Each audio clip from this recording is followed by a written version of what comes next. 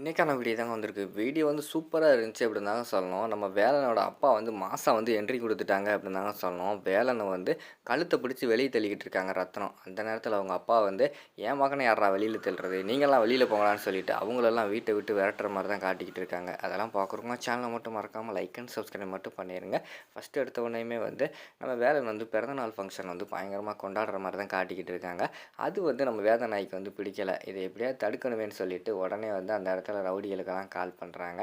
கால் பண்ணிவிட்டு இந்த இடத்துல வந்து ஃபங்க்ஷன் நடந்துக்கிட்டு இருக்குது, அதெல்லாம் அடித்து காலி பண்ணுங்கடான்னு சொன்னோடனே அவங்க வந்து வீட்டுக்குள்ளே வந்து எல்லாத்தையுமே அந்த இடத்துல காலி பண்ணிடுறாங்க. காலி பண்ணோடனேயுமே தெரிஞ்சு போச்சு இது எல்லாத்துக்குமே காரணம் வந்து அந்த வேதநாயகி தான் அப்படின்னு சொல்லிட்டு நம்ம இவங்க வேலனுக்கு வந்து தெரிஞ்சு போச்சு. சும்மா விடக்கூடாது அவங்க அவங்க வந்து எவ்வளோ தப்பு பண்ணியிருக்காங்க இந்த குடும்பத்தில், அதையும் மறைச்சிட்டு மறுபடியும் தப்பு பண்ணிக்கிட்டு இருக்காங்கன்னா இதுக்கு மேலேயும் வந்து அவங்கள வளர விட்டால் அதெல்லாம் சரிப்பட்டு வராதுன்னு சொல்லிட்டு வேலன் வந்து பயங்கரமான கடுப்பில் போகிறாங்க.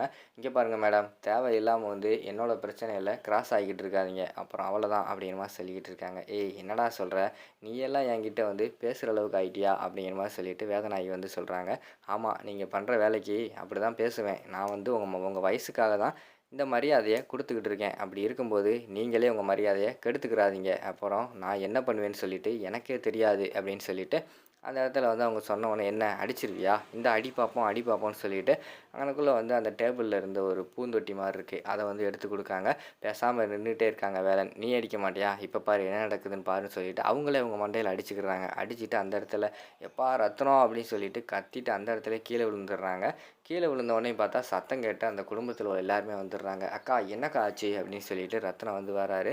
இவங்க வந்து அப்படியே கீழே விழுந்து கிடக்குற மாதிரி காட்டிக்கிட்டு இருக்காங்க. பாத்தியாப்பா என் மண்டையில் பாத்தியா எவ்வளோ ரத்தம் வந்துக்கிட்டு இருக்கு அப்படிங்கிற மாதிரி சொல்கிறாங்க. ஆமாக்கா, அதை பார்த்து தான் கேட்குறேன், உனக்கு என்ன ஆச்சு, இப்போ என்ன ஆச்சு உனக்கு, அதை சொல்லு அப்படிங்கிற மாதிரி சொன்னோன்னே எல்லாத்துக்கும் காரணம் இவன் தான்ப்பா அப்படின்னு சொல்லிட்டு வேலனை வந்து கை காட்டுறாங்க. என்னது இவனா, இவன் என்னக்கா பண்ணா அப்படிங்கிற மாதிரி சொல்கிறாங்க.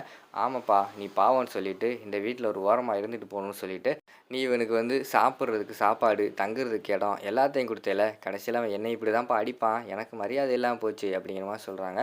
என்னதுக்கா உன்னை அடிச்சிட்டானா அப்படிங்கிற மாதிரி சொன்னோடனே, ஆமாப்பா என்னை தான்ப்பா அடிச்சிட்டான், பாத்தியா இவன் இப்போ என்னையை அடிக்கான், நாளைக்கு வந்து உன்னையவே அடிப்பான், அதுக்கடுத்து வந்து இந்த வீட்டை விட்டு எல்லாத்தையும் வெளியில் போக சொல்லிவிட்டு இந்த வீட்டுக்கே சொந்தக்காரன் நான் தான், இந்த சொத்துக்கெல்லாம் நான் தான் அதிபதின்னு சொல்லிட்டு நம்மளை எல்லாத்தையும் நடுத்தெருவில் நிப்பாட்ட தான்ப்பா போகிறான் அப்படிங்கிற மாதிரி சொல்லிக்கிட்டு இருக்காங்க.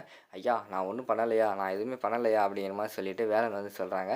டேய் நிறுத்துறா, உன்னையவே வந்து நான் எப்புட்றா அந்த வீட்டை விட்டு வெளியே அனுப்பலாம்னு நினச்சிக்கிட்டு இருந்தேன், இப்போ வந்து எங்கள் அக்கா மேலே கை வைக்கிற அளவுக்கு நீ பெரிய ஆளாக வளர்ந்துட்டியா, இனிமே வந்து நீ இந்த வீட்டில் இருந்தால் சரிப்பட்டு வராது, உடனே இந்த வீட்டை விட்டு கிளம்பு அப்படிங்கிற மாதிரி சொல்லிட்டு விரட்டுறாங்க.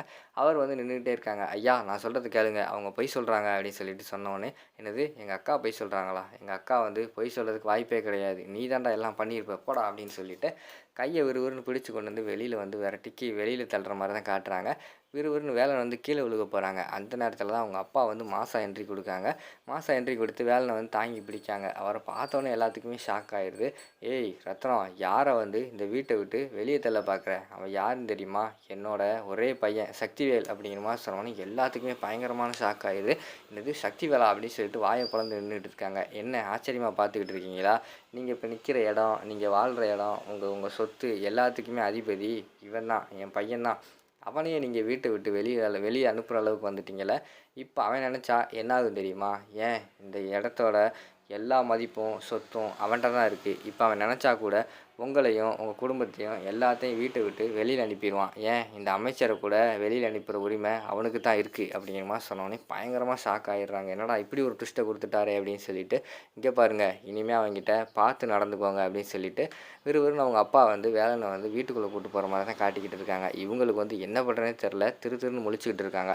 அதோட பார்த்துக்கிட்டிங்கன்னா இந்த எபிசோட் வந்து முடிச்சிடுறாங்க.